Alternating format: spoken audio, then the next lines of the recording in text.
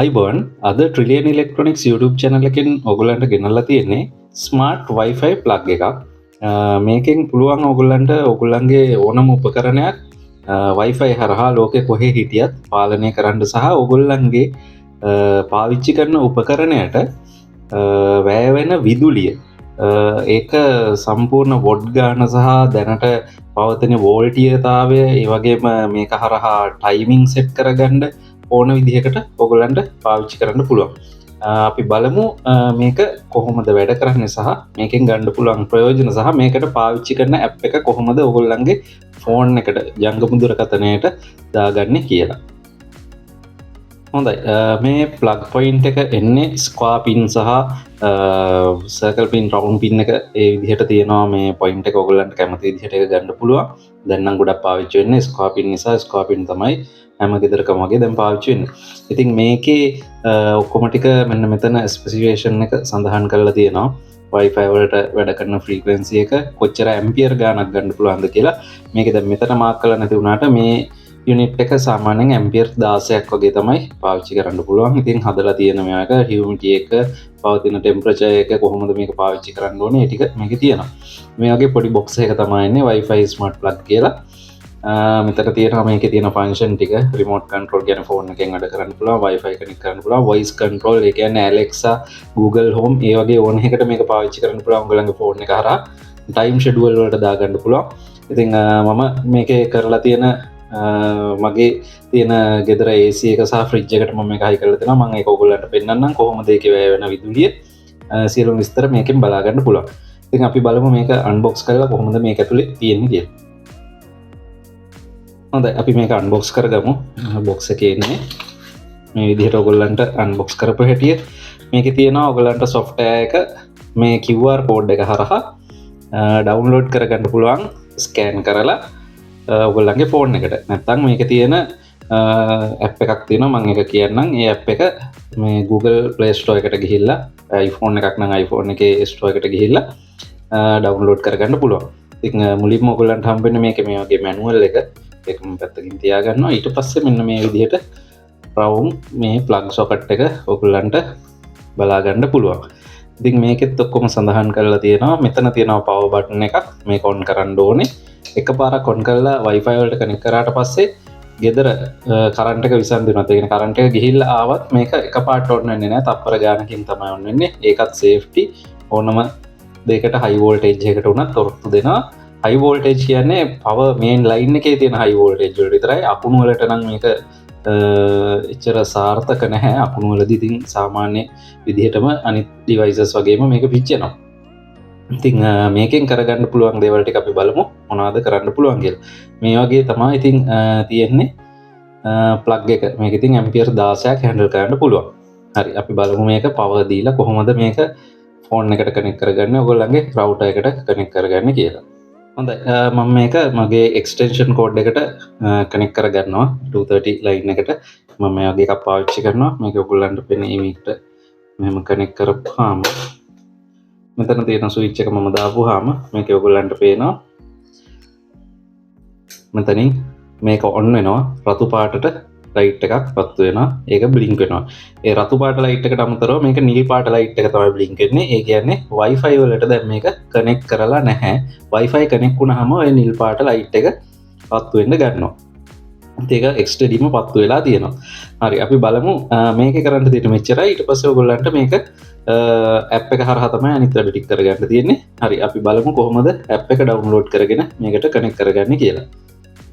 හරි මම මගේ ෆෝන් එකේ Play Store එකට ගිහිල්ලා ඔයගොල්ලන්ට පේනවා ඇති මෙන්න මේ Smart Life කියලා ඇප් එකක් තියෙනවා. ඒක ඩවුන්ලෝඩ් කරගන්නවා. ඔයගොල්ලන්ට මේ QR code එක ඔයගොල්ලන්ගේ ෆෝන් එකට කනෙක්ට් කරගෙන මේක ස්කෑන් කරගෙන මේ ඇප් එකට කෙලින්ම යන්නත් පුළුවන්. නැත්නම් මේ Google Play Store එකට ගිහිල්ලා Smart Life කියලා ගහපුවාම මෙන්න මේ අයිකන් එක තියෙන ඇප් එකක් ඔයගොල්ලන්ට පෙන්නන්න ගන්නවා. ඒක ඔයගොල්ලෝ ඩවුන්ලෝඩ් කරගන්න තියෙන්නේ. ඉතින් මම මේක දැන් ෆෝන් එකේ ඩවුන්ලෝඩ් කරගෙන තියෙන්නේ.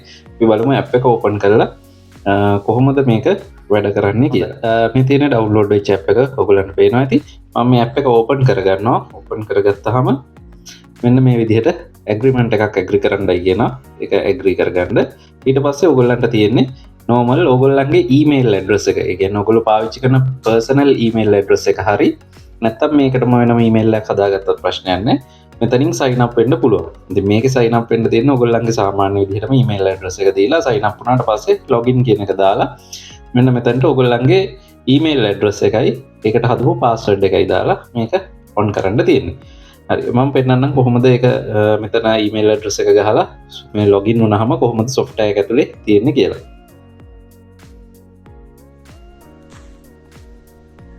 හොඳයි මේ තියෙන්නේ ඊට පස්සේ ඔයගොල්ලන්ගේ යූසර් නේම් එකයි ඒ කියන්නේ ඊමේල් ඇඩ්‍රස් එකයි එකට හදාලා පාස්වර්ඩ් එකයි දුන්නාම මෙන්න මේ විදිහට එනවා මුලින්ම ඇප් එකේ මුල්ම ෆන්ක්ෂන් ටික ඒකේ මුලින්ම තියෙනවා සර්විස් මේන්ටේන් එන්න ඒකේ ඔයගොල්ලෝ මේ පළවෙනි එකට ටික් එක දාගෙන go app කියන එකට ලොග් වෙන්න ඊට පස්සේ ඔයගොල්ලන්ට පෙන්නයි මෙතන තියෙන දැනට ඔයගොල්ලන්ගේ මේ ඩිවයිස් ඔන් එකේ තියාගන්න ඕනේ ඒ කියන්නේ මේ ප්ලග් එක ඔන් එකේ තියාගන්න ඕනේ ඒ වගේම මේ ෆෝන් එක ඔයගොල්ලෝ මේ පාවිච්චි කරන ෆෝන් එක මුල්ම පාරට ඔයගොල්ලන්ගේ Wi-Fi router එකට කනෙක්ට් කරලා තියාගන්න ඕනේ.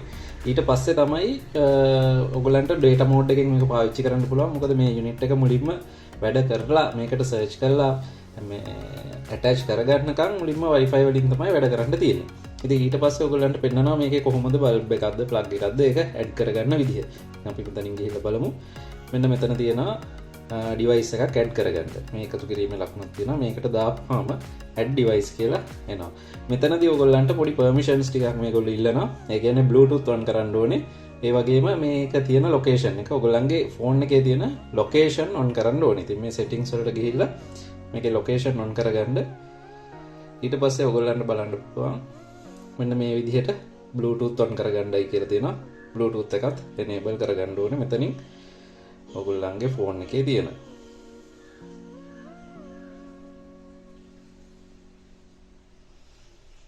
හරි ඒ දෙක ඔන් කරාට පස්සේ ඔයගොල්ලන්ට මේක පෙන්නනවා මේ යුනිට් එක මේ ෆෝන් එක හරහා සර්ච් කරනවා ඉතින් මේක ඇඩ් මැනුවල් කියලා තියෙනවා එහෙම නැතුව මේක හරහාම සර්ච් කරගන්නත් පුළුවන්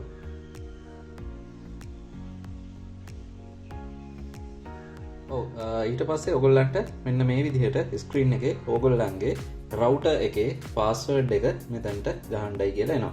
ඉතින් ඔයගොල්ලෝ කරන්න ඕනේ ඔයගොල්ලන්ගේ පාස්වර්ඩ් එක රවුටර් එකේ පාස්වර්ඩ් එක මෙතනට ටයිප් කරන්න ඕනේ. අපි බලමු පාස්වර්ඩ් එක දීලා ඊළඟට මොකද වෙන්නේ කියලා මෙතන. හරි පාස්වර්ඩ් එක දීලා next කරපුවාම ඔයගොල්ලන්ට ප්ලග් එක මෙතන සේව් කරන්නද කියලා අහනවා. යූසර් නේම් එකයි පාස්වර්ඩ් එකයි මේකේ තියෙන. ඉතින් අපි ඒක සේව් කරලා දුන්නොත් එතනින් එහාට done කියලා තමයි දෙන්න තියෙන්නේ. ඔයගොල්ලන්ට ප්ලග් එක මේකට ඔටෝමැටික් ඇඩ් වෙනවා.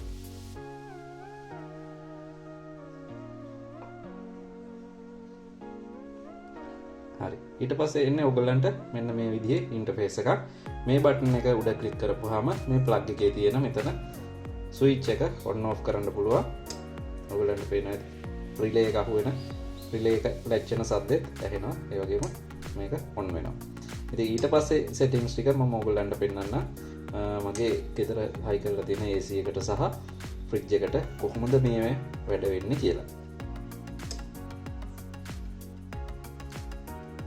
හරි මේ තියන්නේ මම මගේ ගෙදර පාවිච්චි කරන ස්මාර්ට් ප්ලග් දෙකට මගේ ෆෝන් එකට මේවා කරලා තියෙන එකක් ඉතින් මේක ඔයගොල්ලන්ට බලා ගන්න පුළුවන් මගේ තියෙනවා ස්මාර්ට් AC එකට හයි කරලා තියෙනවා ඒ වගේම ෆ්‍රිජ් එකට හයි කරලා තියෙනවා ඉතින් මේක මෙතනින් මේ පවර් බටන් එක හරහා ඕෆ් කරන්නත් ඔන් කරන්නත් ලෝකේ කොහේ හිටියත් ඔයගොල්ලන්ට ඒක ඔන් ඕෆ් කරගන්න පුළුවන් ඒ වගේම මේක තියෙනවා ඔයගොල්ලන්ට රියල් ටයිම් බලා ගන්න පුළුවන් දැන් අපි මේක උඩ මෙහෙම ක්ලික් කරපුවාම මේක ඕපන් වෙනවා තොට අර විදිහම ඉන්ටර්ෆේස් එකක් තමයි පෙන්වන්නේ දැනට ඕගොල්ලෝ මේක ටයිම් ෂෙඩියුල් ඕන නම් මෙතන ටයිමර් එකෙන් ටයිම් ෂෙඩියුල් එකක් තියන්න පුළුවන් ඉතින් AC එක මම සාමාන්‍යයෙන් උදේ ඕෆ් වෙන්න තියලා තියෙනවා 5:45ට ආයි රෑ 10ට ඕන් වෙන්න තියලා තියෙනවා ඒක කැමති නම් ඔන් ඔෆ් කරගන්න මැනුවලුත් පුළුවන් ඒ වගේම එතන ටයිමර් එක තියෙනවා මෙන්න මෙතනින් ඕගොල්ලන්ට බලා ගන්න පුළුවන් දැනට AC එකට කොච්චර කරන්ට් එකක් ගන්නවද මේ වෙලාවේ AC එක වැඩ කරනවද ඒ වගේම මේ ෂෙඩුවල් එකක් ඔයගොල්ලන්ට පෙන්නනවා. ඒ කියන්නේ